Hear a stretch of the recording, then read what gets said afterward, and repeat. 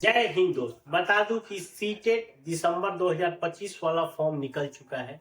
अब ये सीटेट किसके लिए है, कौन लोग इस फॉर्म को भर सकते हैं, इसमें पेपर 1 और पेपर 2 क्या होता है, इसके लिए पासिंग मार्क्स क्या रखे हैं, अगर आप इसको क्वालिफाई कर लेते हैं तो इसका आपका क्या फायदा मिलेगा, सारी चीजों को हम पूरा बेहतर ढंग से आपको बताने वाले हैं। तो वीडियो को लास्ट तक जरूर देखिए और जो भी लोग हमारे चैनल पे पहली बार आए हैं वो हमारे चैनल को जरूर सब्सक्राइब कर लीजिए। देखिए, पहली बात करते हैं सीटेट। सीटेट होता क्या है? Centre teacher eligibility test.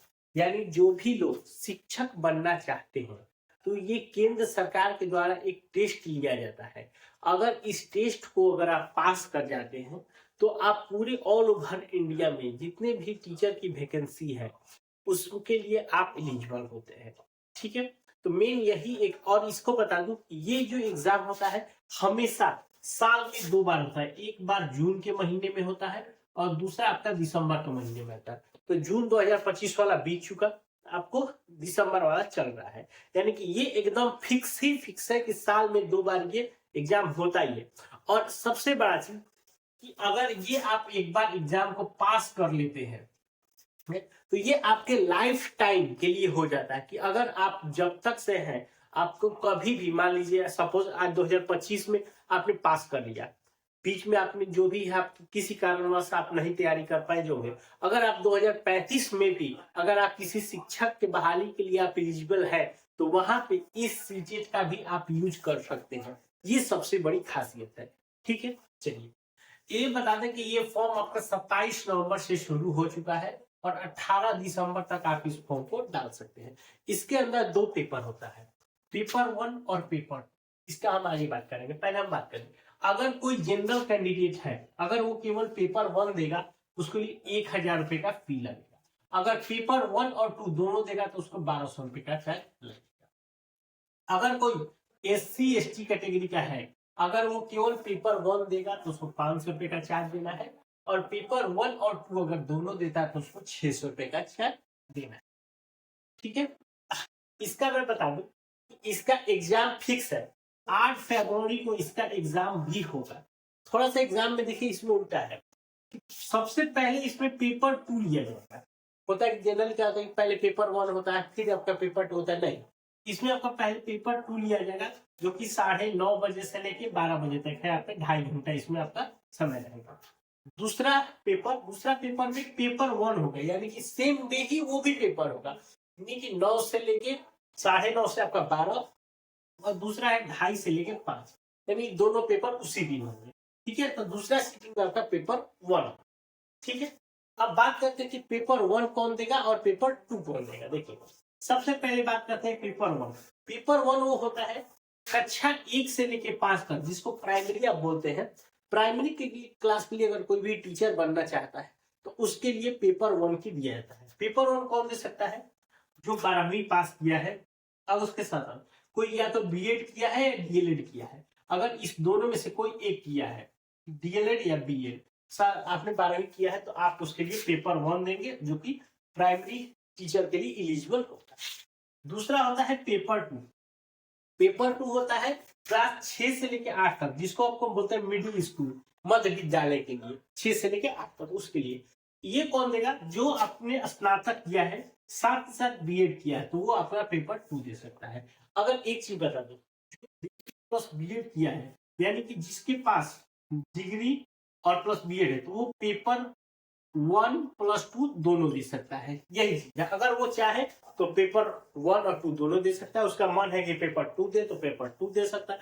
Paper 1 है मतलब उसके मतलब अगर डिग्री प्लस बीएड है तो आप सबके लिए एलिजिबल है, जैसे आपकी इच्छा हो आप वैसे एग्जाम दे सकते हैं।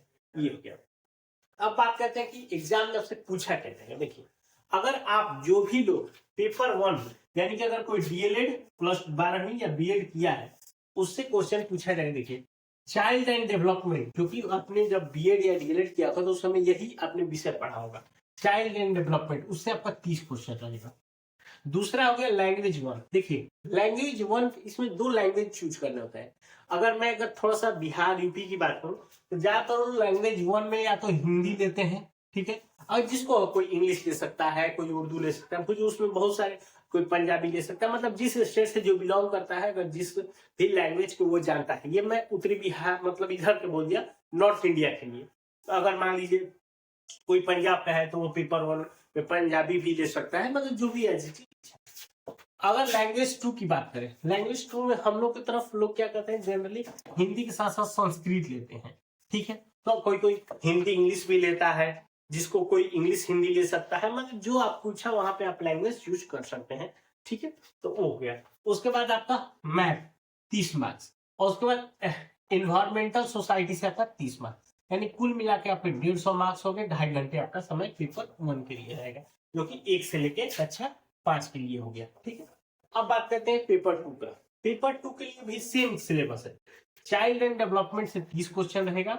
लैंग्वेज 1 में जो भी आप लेना चाहते हैं, आप जब फॉर्म भरेंगे, ये भी ध्यान रखें, जब आप फॉर्म 1 और 2 साथ में भरेंगे तो आपको एक ही बार लैंग्वेज चूज करना है। वो लैंग्वेज आपको 1 में भी देना होगा, पेपर 1 में भी और पेपर 2 में भी।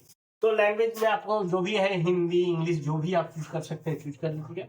लैंग्वेज 2 में आपको संस्कृत इंग्लिश जो भी आपको अपना चूज करना है कर लीजिएगा, यानी कि वो आपके लैंग्वेज से 30 मार्क्स के क्वेश्चन रहेंगे।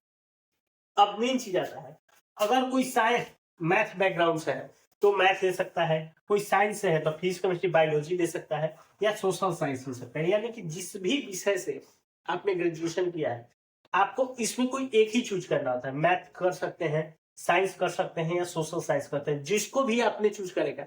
ये सारी चीजें फॉर्म भरते समय ही आपको चूज करना होता है। जो चीज आप चूज करेंगे उससे आपको 60 क्वेश्चन रहेगा मेन एज, और उसी के मिला के आपका टोटल 150 क्वेश्चन रहेगा। 2.5 घंटे आपका समय रहेगा। ये पेपर 1 और 2, ठीक है। अब बात करते हैं पासिंग मार्क्स का। देखिए इसमें पासिंग मार्क्स क्या होता है कि टोटल 150 क्वेश्चन हो गए। अगर आप 90 नंबर लाते हैं तो ये जनरल के लिए हो गया, ये आपका पासिंग मार्क्स है।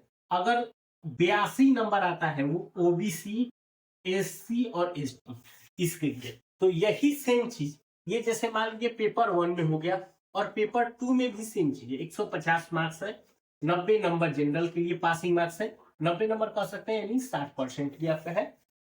और इसमें 82 मार्क्स है ओबीसी और एससी एसटी, और उसके साथ अगर कोई हैंडीकैप्ड है उनके लिए भी है। तो इसके लिए आपको कह सकते हैं कि आपके 55% पे मार्क्स पासिंग है। अब थोड़ा समझिए, ये ऐसा भी हो सकता है कि यदि कोई पेपर 1 और 2 दिया है, उसका पेपर 1 में मान लीजिए सपोज हो सकता है कि 90 नहीं आया, जो मान लीजिए मैं जनरल कैटेगरी की बात करूं, 90 नहीं आया, उसका आ गया मान लीजिए किसी का 88 ही आ गया, तो और इसमें आपका 90 की जगह उसका 92 आ गया, ठीक है। तो वो क्या होगा कि पेपर 2 तो क्वालिफाई कर देगा, लेकिन पेपर 1 उसने क्वालिफाई नहीं किया, यानी कि वो 6 से लेकर 8 तक एलिजिबल है, लेकिन वो 1 से लेकर 5 के लिए एलिजिबल नहीं है। तो जैसे अगर आप फिर आप क्या करेंगे, अगर मान लीजिए कोई एक पेपर क्लियर हो गया, आप दूसरा, तो अगली बार क्या करेंगे, आप पेपर 2 में मत दीजिएगा, केवल आपको पेपर 1 ही देना है। आप देखिए उसको भी क्वालिफाई कर सकते हैं, ठीक है। अगर इसके अलावा कोई और जानकारी चाहिए तो हमें नीचे कमेंट करके पूछ सकते हैं। वीडियो अच्छा लगा एक लाइक करिए और अपने दोस्तों के साथ शेयर करिए। मिलते हैं नए वीडियो में, तब तक के लिए जय हिंद।